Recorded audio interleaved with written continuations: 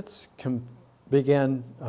This is the 49th presentation in a year of the Parayana, which is 52 as a set.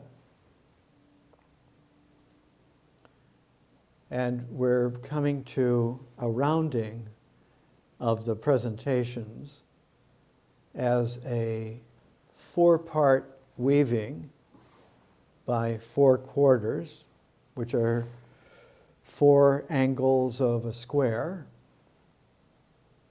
of attention, a focus, to get the picture, or as they used to say in the British Empire, the big picture.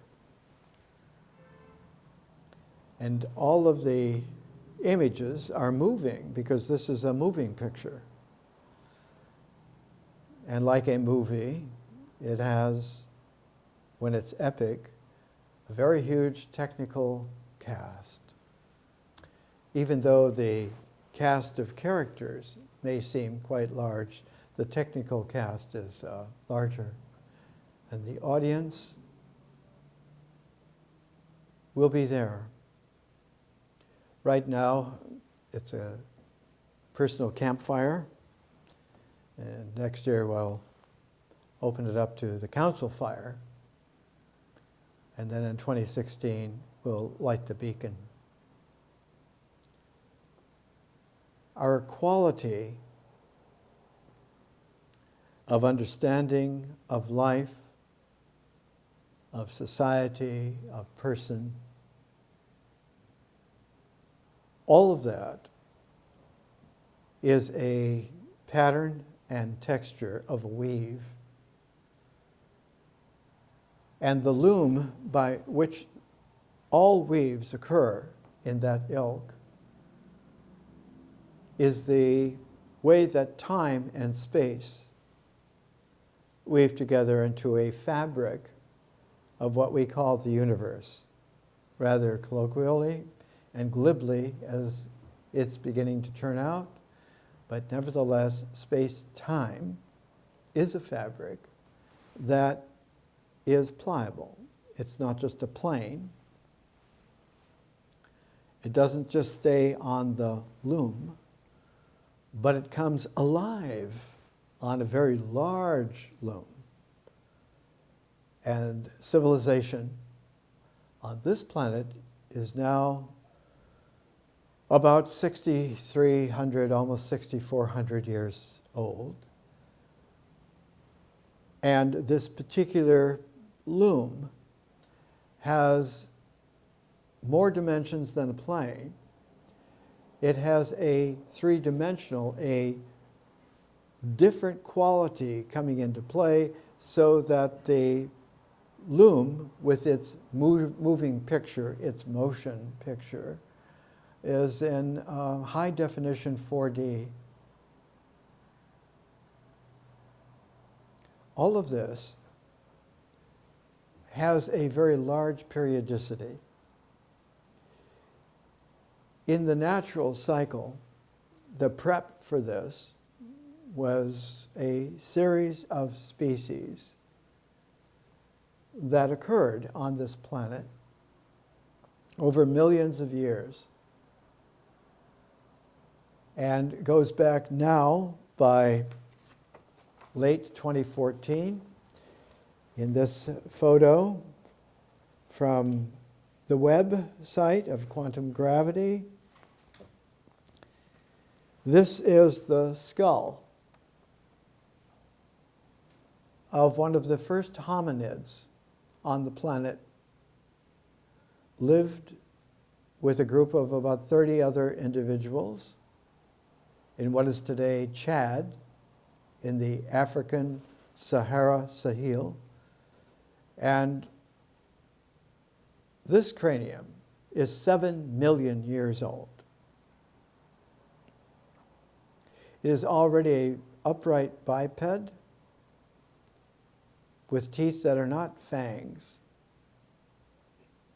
with the beginnings of a cranial superdevelopment from primates like the apes or the monkeys, or the baboons. And we are the inheritors of a new past that now stretches back in terms of our species origins 7 million years. So it's rather useless to fantasize about aliens coming from somewhere else and developing us. We have developed rather well and have come to a very classic watershed, a threshold where the plane of the picture is now a motion picture in high definition 3D, which we can make virtual so that we can step into an interface with it, and you will find on the net an article about the development in holographic projection, and I'll bring it in next week, that includes having the ability to have a tactile feeling quality in one's interchange with the hologram that is lifted off the plate, the page, into mid-air, into the space of time-space, so that one can not only see, but one can touch, one can manipulate, and used, for instance, just for instance, in surgery, it is going to be possible within a year or two for surgeons to have a holograph of something, an organ that they need to operate on, and they will be able to have a tactile 4D interfaceable hologram of what this organ is in this patient at this time and what they need to actually do to give a healing correction, among several million other examples. What is important is not these achievements so much, extending the new past of our species back 7 million years. Adam's 6,000 years literally is a couple of minutes ago.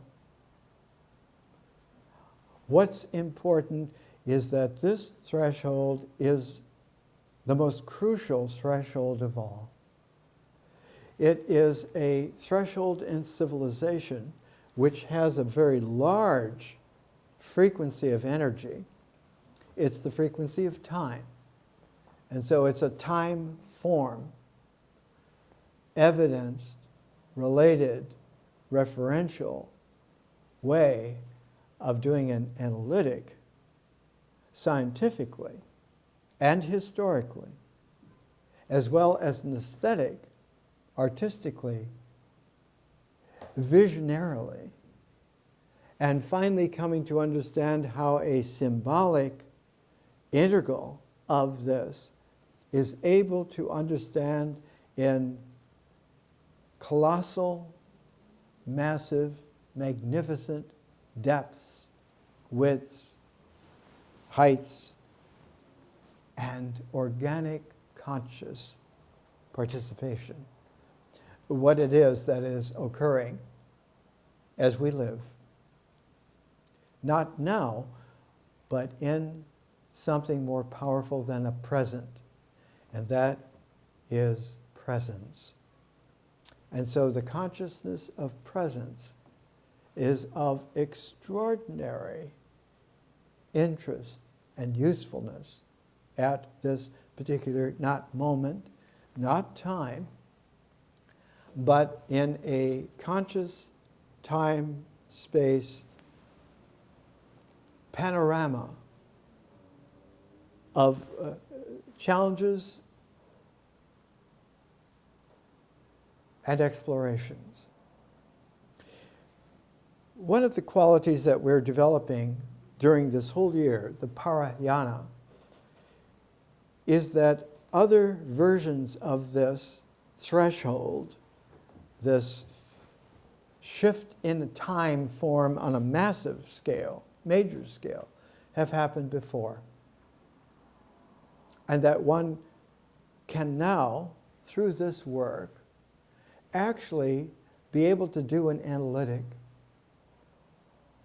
to do a filled out live history, which then can not only give us an analysis scientifically, but inform in a kind of a recursive quality of appreciation of silent, humble humility, the wonders of the prism of our person and our persons together in a new quality, not of a society which is largely cultural or even multicultural or even expanded to kingdoms knit together, become super kingdoms, become empires, become world orders. All of that is a cartoon fare next to the actual history in face of the science and the art. The vision opens up freely as a differential, not an integral circle, but a differential weavingness that has an art and a science to it, but has a visionary and a historical transform to it. And like all other time form thresholds, it's incumbent on us not just to be aware or even just to recognize, but to begin to participate in the ecology of conscious dimensions and to find that that four-dimensional cycle, which we call the natural cycle, includes all phenomena, inorganic to organic, pre-organic, all phenomena and all noumena, the way in which one can be aware to the point of even a refined cognition of what it means. This threshold, a shift of major time form, is both promise and challenge at the very same time. Arnold Toynbee, when he did a history of civilization, eventually in 13 volumes, published by Oxford, I think I've mentioned several times over the last decades, I spent a week with Toynbee and his lovely wife in San Francisco at the PBS station, KQED, and the manager, Mr. Day, was doing a series of interviews with Toynbee. And Toynbee's theme in study of history was that he had studied the species of civilizations. At that time, he had made an analytic that included a list of 28 civilizations, 27 of which were dead, and that the 28th was dying. His takeaway from that was a motto: a challenge demands a response. If there is no response if it is an inadequate response. If it is an excessive response, not only does the challenge win, the entire civilization dies. Rather fast. Faster than one would like to think. Not in a day, but already in a generation, one would notice, and in 3 generations, it would be irreversible. It could be a long whimper, as T.S. Eliot said, instead of a bang, but not a very pretty whimper. This threat of the challenge is emphasized at a midpoint of this very large time form of civilization, as we've been talking about all year. And since the very large time form is 2,000 years, the 1,000 years millennium is the very place at the center where one puts the finger, and if you pluck the strings, then with the challenge unresponded to, you get an apocalyptic tone. When you don't know what to do, or you're not going to do it, or you're going to botch it, or you're going to overdo it, all other choices than meeting it go against the quality of symmetry that the universe as a 4-dimensional weaving requires for it to be real.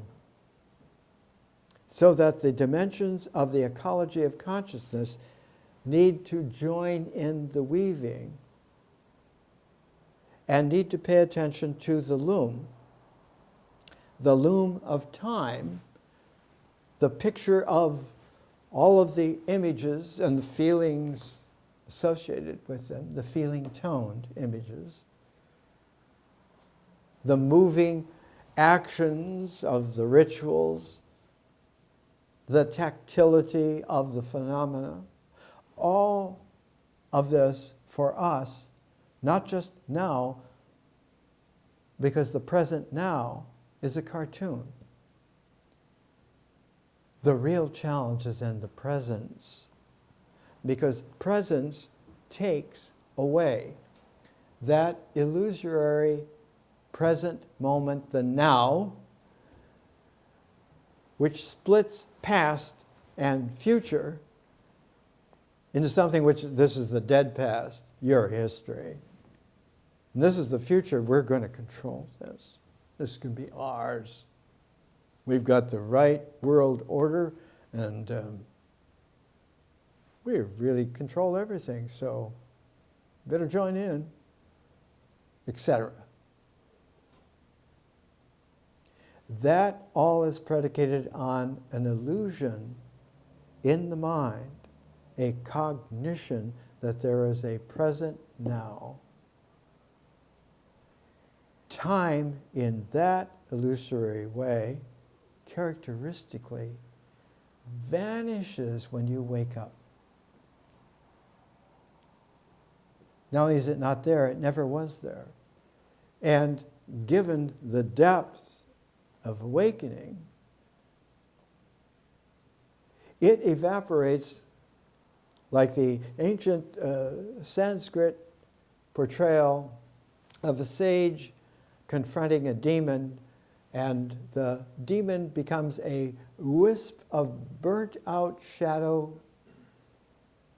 looking like a human figure that eventually just evaporates. That's from Valmiki, the author of the Ramayana. The Book of Kells from the 9th century AD, from those great Celtic visionaries who were trying to present the New Testament in translation in the Latin of that era, that day, kind of a false dawn of the Carolingian Renaissance, still curling around, and wisps of the Byzantine complexities that had survived the Roman Empire fall, and all sorts of things. One of the pages shows the devil as an evil burnt-out cinder on the margins outside of the text of the gospel being translated, illustrated. And it is the great spirals of the Celtic illustrative symbolism that carry this kinesthetic quality, that it isn't a circle, it's dynamic, so that it's circling, especially around a powerful linearity, making the linearity more powerful, making the path integral more powerful, generates more of the spiraling, which happens to be double. It happens to be chiral, a pair, left-handed, right-handed. That generates the magnetic field. So that electromagnetic energy, when it is really dynamic, analytically, will show, the math shows. William Clark Maxwell, 140 years ago, did the math, wrote treatises, a 2-volume great treatise, published by Oxford at the time. At the Cavendish he was, before retiring to go to his estate in Scotland because he was ill. The more power that a path integral in the electromagnetic calibration of the universe, the more the complement to it, the magnetoelectric dynamic, gains about 1 billion times as much energy. So that one needs to be very circumspect about commandeering power in the electromagnetic dynamic, because 1 billion times that is being invited in and generated and uncollected because it's not collectible. The magnetoelectric power is the light of light, to put it mildly. And you can't measure its weight in terms of protons, or even new particles that have been found by CERN that are 8 times as heavy as the proton, and they're still made of triple quarks. The tripling structure is related to the symmetry of a double transforming, so that it's an ancient wisdom. Some 4,000 years before the Book of Kells, the Celtic architectural vision built a monument in the Boyne River Valley of Ireland. And if you follow the Boyne River inland, it goes not far from Kells. This is a photograph just a few years ago. This monument is called Newgrange. This is from a book, Newgrange, Archaeology and Legend by Michael J. O'Kelly. The subtitle here, The Definitive Account of Ireland's Great Megalithic Tomb. But it isn't a tomb. No one's buried there. What is there at Newgrange is a way of understanding very large time forms in terms of the calibration of the year. That cultures like to keep track of the moons because one can see it. But in order to keep track of the sun, one has to begin to patiently build a computation which is not immediately available for observation and cursorial indication. It's a crescent moon, it's going to be full. It's a gibbous moon, it's going to be dark. The annual cycle is a basic cycle in time-space. Our year is analytical in terms of our star system. There are star systems with multiple suns that have a really complex year. One has to say years with great, magnificent appreciation for civilizations that develop with that complexity. We have a very straightforward quality of refined simplicity. The apparent size of our moon and the apparent size of our sun are a pair. They're a tunable pair, symbolically. All Tibetan tankas will have at the top, in the top angles, the sun and the moon, to make sure that the picture, the tanka, has a square of attention that exceeds that of what you think that you were just looking at, but that there is a profound meaningfulness, not just in the symbolism, but in the history, that the art out of vision is generating, so that one begins to have a science of understanding that it isn't just a universe, that you're dealing with jewel persons, prismatic persons who are like jewels that can be taken from the raw, from nature, and patiently, if one knows how, to cut the facets and take the natural gem quality of the clump and make a jewel. And that what cuts the facets in conscious dimensions is language, and especially the written language. And very powerfully, the written language that is experienced and deepened and widened and heightened, so that it is a written language that becomes able to be an access portal to the visionary differential conscious beyond,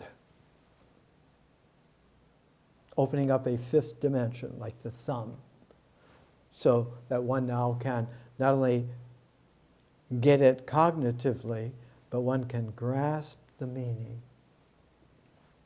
Not only grasp it, but to utilize it, to use it, to manipulate, to begin to fashion and shape. And out of this comes the quality where the bones leap into tools. The quality that's there in that first illustration that I showed of the 7-million-year-old skeletal remained, and the title of this article is The First Stargazers. That what is distinctive about this group is that there were several mature males. There were more than just several mature females, and there were lots of children. So that it was already familial. But it was familial in a community, not just a hunting group, or a gathering group, or just both ways a feeding group, or a breeding group. They were a group. That quality is there even 70 million years ago when one looks at primates coming in. That became the great apes like the chimpanzees and the gorillas and so forth. That the roots of a cultural grouping go back immensely, long in terms of time. But in terms of civilized time, they go back about 6,364 years. With the advent of the first written languages on this planet in this star system. And so that became like a threshold that was something, as the development occurred, that one could look back and utilize and manipulate, deepen, widen, heighten the meaning of the symbols of the written language so that one learned to read. Not just to take a signal response, but to develop a comprehension. Not just a perception, and not quite yet a conception, but an apperception that the meaning can be developed as well.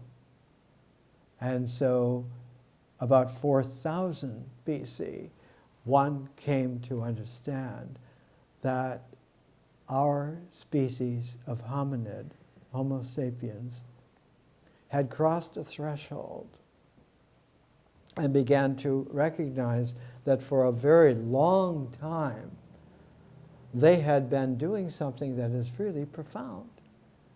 They had been organizing an arcade of images so that as one would take someone in a maturing age mode and take them through the gallery of the images in a particular order and do it in repetition over a long enough period of time that they would grow used to having this kind of early comprehension that this is something that was before hidden and now is rather secret, because these images are not just out where they weather, but they're taken underground into caves, Paleolithic caves, put on the walls in the darkness, so that there's no natural light of sun or moon. One has to carry little bits of fire in handheld places where animal fat could be collected and hollowed out little stone bowls. And later on, when pottery was made many, many thousands of years later, when Lascaux was discovered in very close to when I was born in 1940, the little clay lamps from 20,000 years before that the artists of Lascaux had made were found. There, Abbe Bruel found them all of this is pertinent because the presence takes away the false present nowness and allows for the continuum of the energy of time to be experienced in all of its dimensional glory.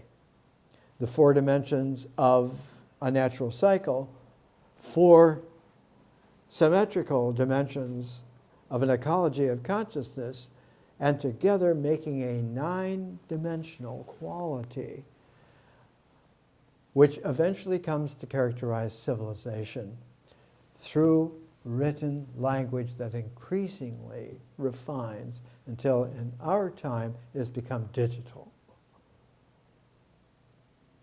to almost any degree of surprising facility.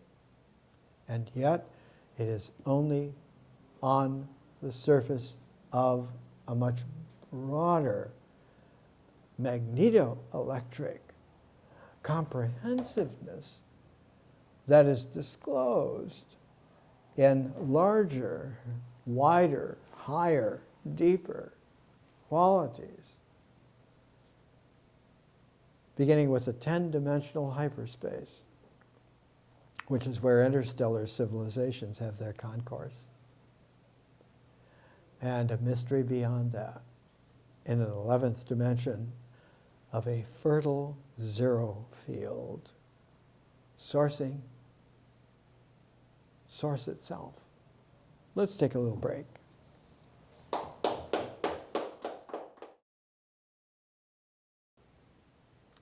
Let's come back. We're talking about civilization. We're talking about time forms, very large time forms,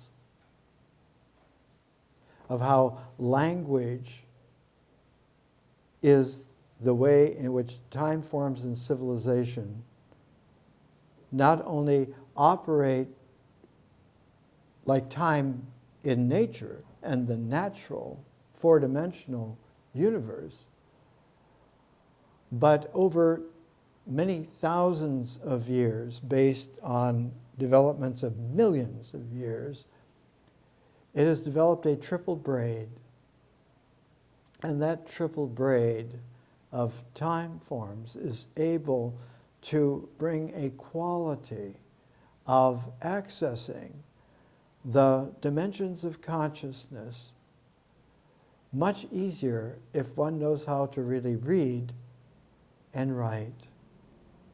And that the establishment of a first threshold of a discursive language where someone, at first just rare scribes, could write and pass it to someone else who could write so that they could read, and that this reading and writing, after about 350 years, produced the first generation where there were enough of them and they were aware.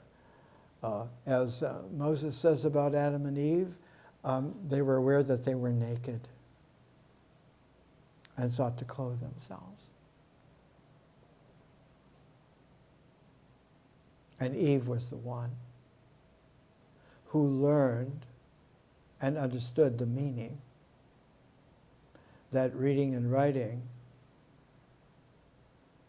brought one to the presence of one's natural nakedness, openness to everything. Not just an apple from the tree, but the suggestion of a serpent in the tree, but the cultivation of an orchard and the communication of that Kundalini energy, that this is like that. This is Newgrange. Newgrange is finished about 3200 BC. The quality of Newgrange is that by being finished in 32 BC, it had to be begun before then, and it took about 150 years. It took the space at 25 years per generation. It took about 6 generations so that the 7th generation would be able to culminate it and finish it. If one goes back from 3200 BC, that's 5,200 years ago it was finished. In Ireland, in the Boyne River. Do you understand? This is before dynastic Egypt. This is before I Ching China even had the first glimmer. This is about the time of the Mahabharata in northern India, classically. Going back 150 years is 3350 BC, which is the millennium of that achievement of a written language. So that a millennium is a commemoration of a reference wave that precedes what in 4000 BC, Eve informing Adam that they were naked and needed to be clothed, very nicely clothed. Eve was feminine. The millennium then, as a reference wave, is a precursor of the way in which a carrier wave establishes the conscious recognition of a developed meaning that is beyond, quite beyond, and that one needs to have a bridge to that beyond from where you used to be. Yes, it was past, but that past had an achievement that now has come to fruition. The apple in the orchard. The cultivation not just of plants and animals, minerals, metals, people, not just the taming of them, but the cultivation.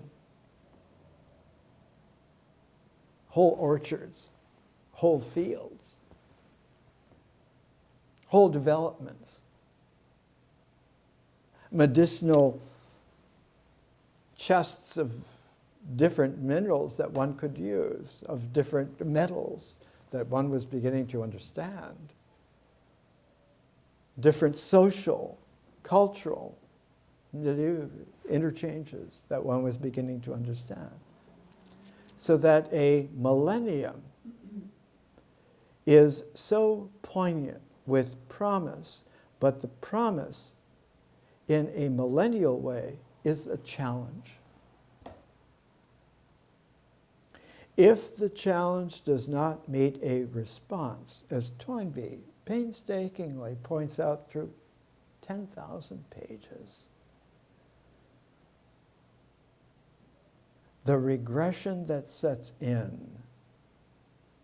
kills the sickening civilization eventually.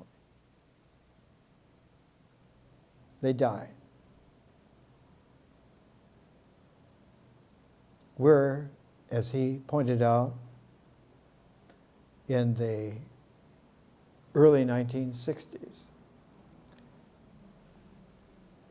We're close to the condition that Soren Kierkegaard entitled a book of his existential philosophy, The Sickness Unto Death. We're suffering from the sickness unto death. We have to have a response, not an over response, not an under response, not a no response, to the challenge of a millennial situation that can only be met through the equilibrium of the opposites become shaped into symmetries, and that the symmetries be complementarity, so that the wholeness can function not just as a response to the challenge, but to a new way, a refined way. And the last carrier wave before ours, which came almost 20 years ago, that last carrier wave, the way in which it was met, was characterized by those who met it, the Adam and Eve of that particular carrier wave. They called it the way, with a capital W. And very soon, within about 3 generations, it was literally called the Great Way. In Sanskrit, the Mahayana. But in the original, in Alexandria, it was called a way of what best can be described as the mysterious person. That the mystery of the person is that what cuts the facets of the jewel of the prismatic person is the word. The word is spoken language, but the word connotates definitely the way in which a spoken language has its registry as a response to a challenge as a written language readable. But before it can be read, one has to learn to hear, so that the very high use of a written language is not in a rhetoric of argument or this, that, or the other, or fictions or whatever, but in a poetic, which lifts the language off the page into the voice, and that the oral word then lifts the conscious written word read out loud into the disclosure of language that now is penetratively accumulative, so that when you get used to listening really well, it shows up in that your reading deepens in a way that now you read really well. And you read not just the words, and especially the words in their lines, but you read in between the lines. You read different facets and angles of vision by which one can read those lines, or read that word, or read between lines in all kinds of combinations. You become literately refined. And the first conscious indication of this is that you learn to hear.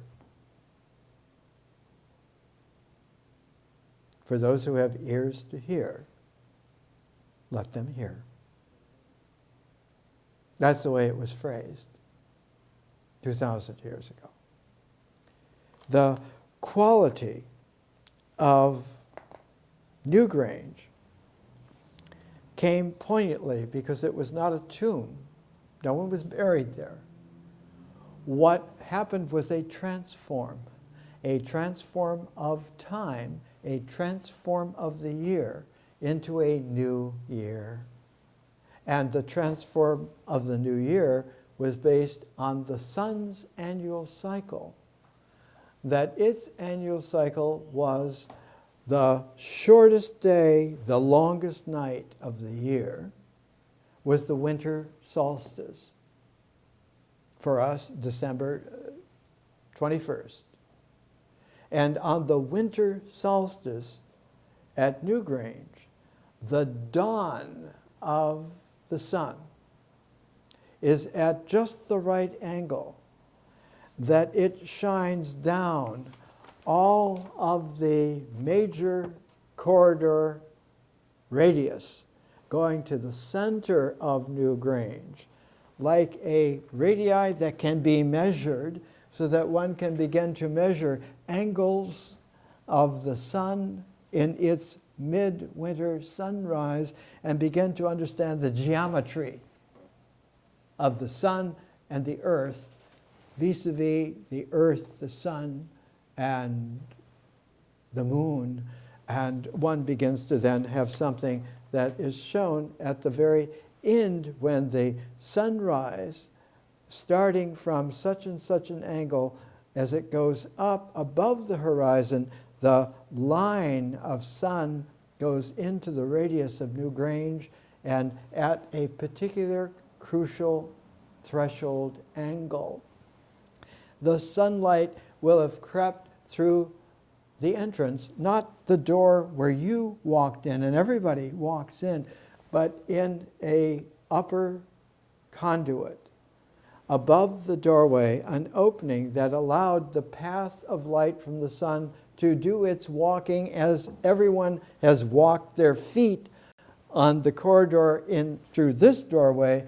The sun, through its aperture, now shines its light and comes all the way back to the end of that radius cave, and there one finds carved on the stone a triple spiral.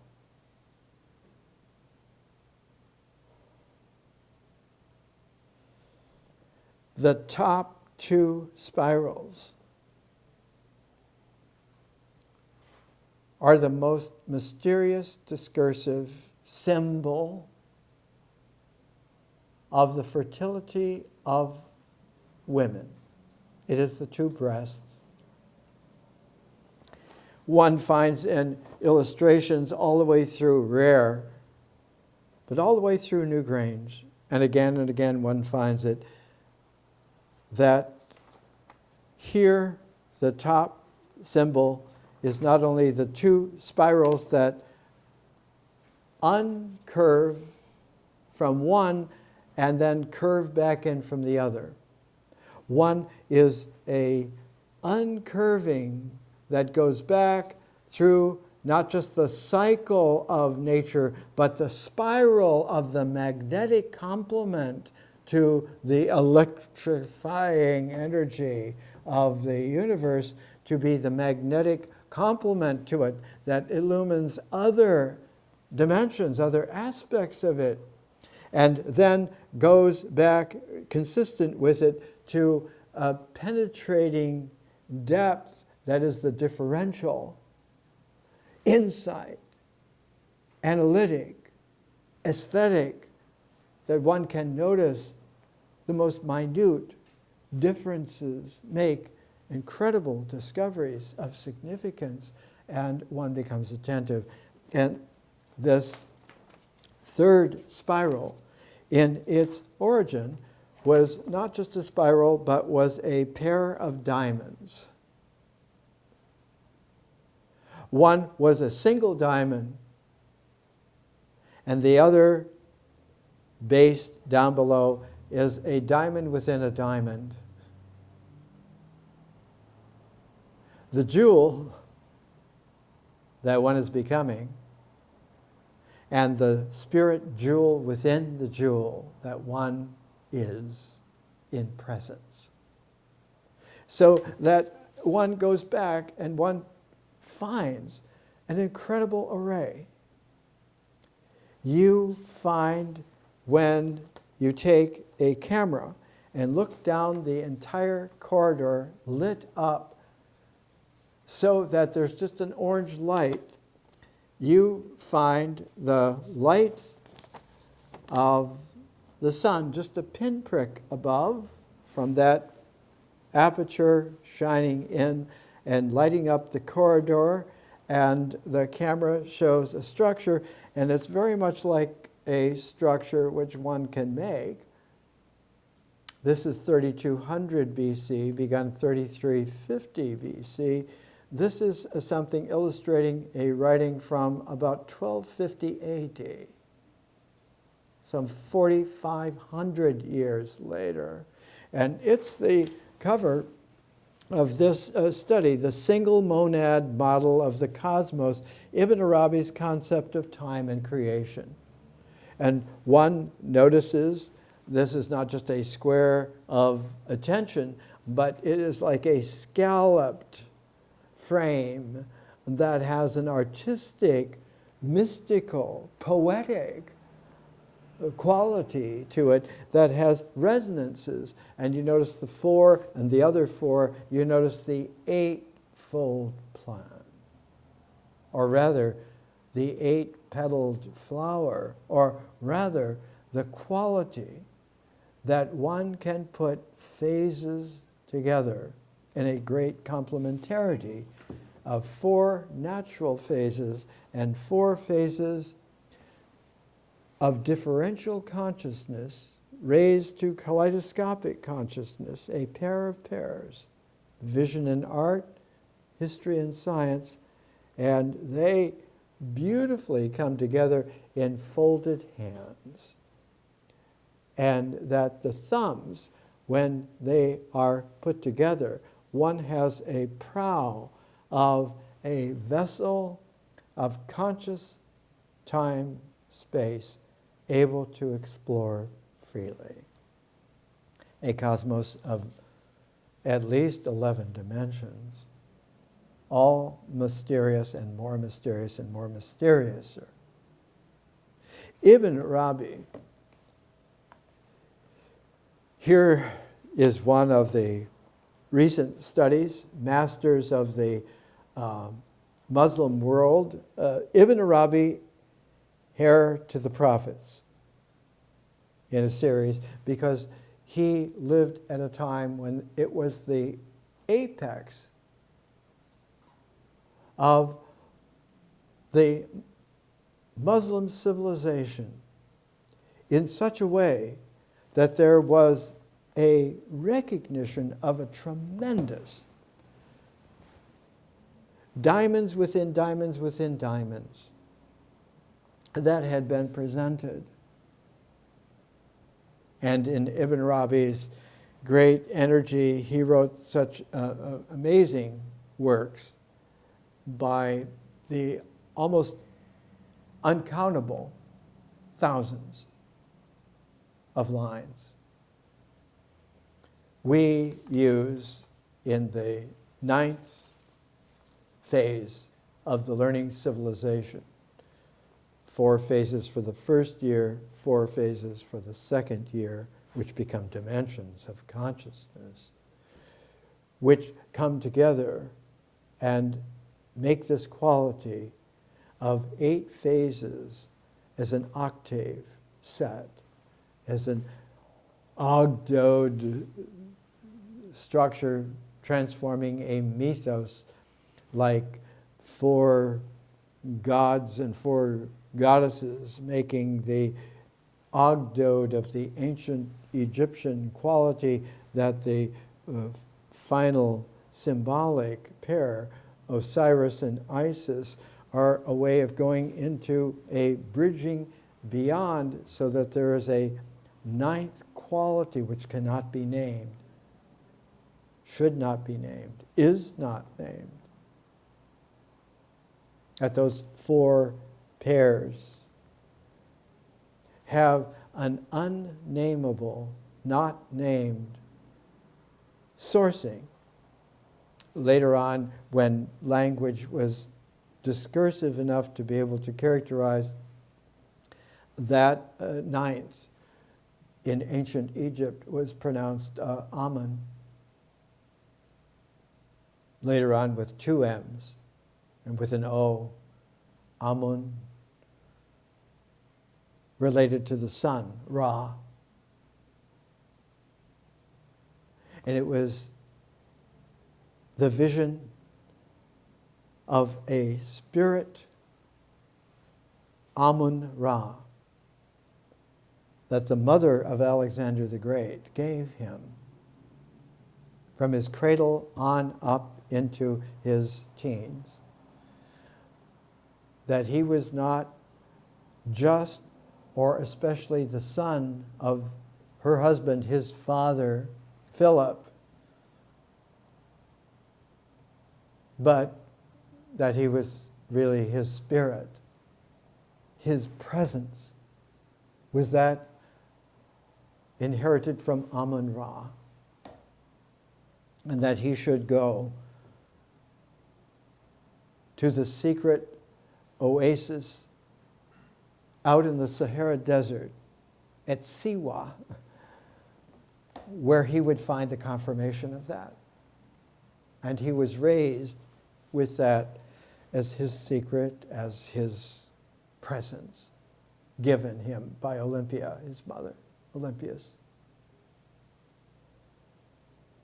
which he eventually did through great travail and brought that quest. And several hundred miles out into the Sahara Desert, more than 2,330 years ago, he found that the confirmation that his mother had told the truth about him. He was not just a royal son, become a man, but he was a divine presence that visioned through the man into something that is bridging into the unknown in dimensions elegantly wild. And founded Alexandria on the coast of Egypt because it hearkened directly back to Siwa through one of the lowest depressions on Earth, the Katara Depression. That was so formidable, almost no one ever traverses that. Many, many hundreds of feet below sea level,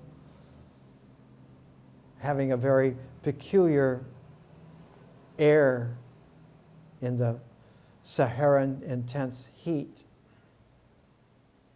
The very vapors from the scorching of the sands and the undersand seepage of a whole ocean of fresh water which underlies that whole area of the Sahara Desert produced a kind of a mist which was conducive to making mirages from hundreds of miles away, so that the very tops of the great pyramids of Giza, which were covered in a very polished gold, would appear as glints of light in the mirages in the Katara Depression all the way out to Siwa. That here was the glimmer in the light of the divine, the eye at the top of the pyramid in triplicate that was able to see that this, for Alexander especially, is quite real. And in founding Alexandria, he made a fourth great beacon eye at the top of his light tower of Pharos, some 400 feet high, 40 stories high. He didn't get to build it. He died young. But his lifelong friend and general, Ptolemy, lived, and he built it, and built Alexandria according to the plan, according to the design, and placed that beacon at the top with its great mirrors that would shine that sacred beaconing fire far, far out into the Mediterranean, so that mariners on great enlarging world trade routes would be able to correlate and be able to use the whole eastern part of the Mediterranean as a part of the way in which one was able to do all kinds of things of importance and interest. About 25 miles to the west, a scale model of the Pharos was built, where the Pharos was 400 feet tall as a structure. This was 100 feet tall. And its beacon was like a proportionate angle so that mariners would be able to triangulate where they were with the Pharos beacon, and if they were close enough to shore to be able to understand that we're going to be into shoal country pretty soon, from that subsidiary lighthouse. And it was next to a great temple of Osiris. In fact, it was the cognate because the origin temple of Osiris was on the Nile River at Abydos. At Abydos, one finds the Osirian. But at this site, which was called Tap Osiris Magna, was the place that he was resurrected. He was resurrected because his tuned wife, Isis, was able to take the dismembered Osiris, dismembered by his arch enemy Set, whose image in ancient Egypt was that of a vicious wild red dog of the desert. Set had torn him into 14 parts and buried them in special places. She had used her supernatural supravision to find each of the parts and to remember Osiris so that he was put back together. One part was not found. That was the penis. The penis of Osiris had been swallowed by one of the Nile mud-hugging fish. It was called the Oxyrhynchus. And it was a blind fish that only navigated through a magnetic radar resonance, like eels or like bats.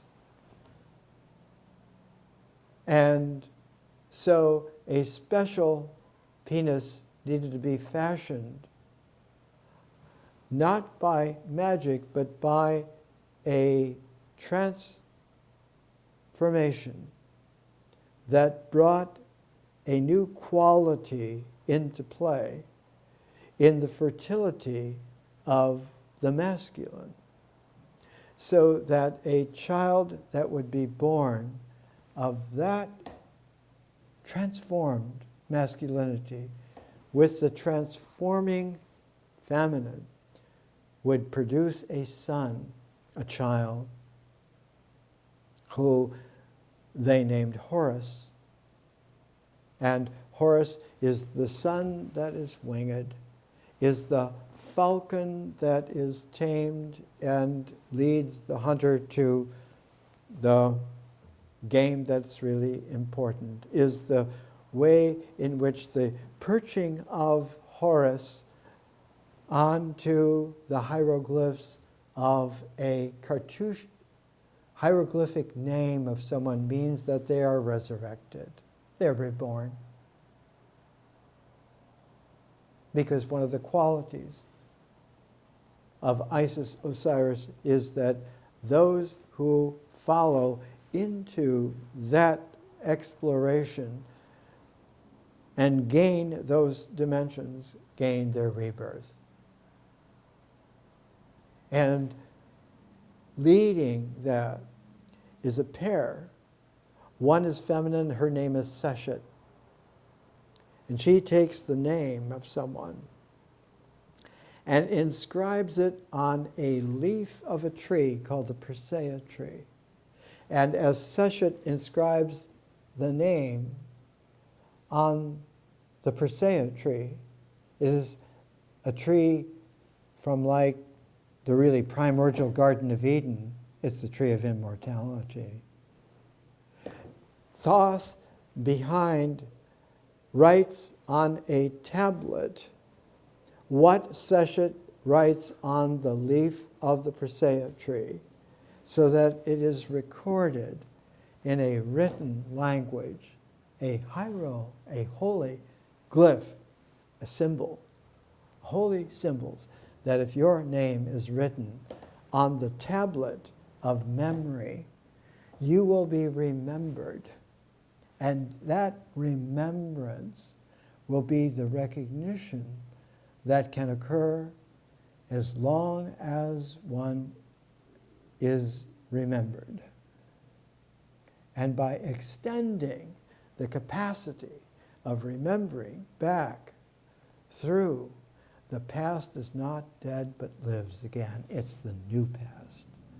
And as that new past is restored, the future opens up in the continuum of the vitality of not the new, of the dead past stopping at the present, but of the new past prismatically through the presence into all possible worlds, all possible futures. This is what the Learning Civilization presents in its 2-year program. And the 9th phase, the 3rd year, is for individual study, for your own personal quality, or for beginning again with the natural cycle again, but this time alert. And coming into the 2nd year of the conscious vision, art, history, science. These qualities are there and available. And next week when we come in to presentation number 50, we will take a look at the way in which one of the forerunners of the mysterious person Aeon from around 0 BC, 1 AD, one of the forerunners of that. We don't know his name. In Qumran, they called him the teacher of righteousness. In Alexandria, they called him, in Arabic, Nebi Daniel, the prophet Daniel, who found a way to stagger a kaleidoscopic conscious development of remembering, so that it brought back into play the very origins of written language as the basis eventually of civilization, back some 4,000 years before him, some 2,200 years before us. More next week.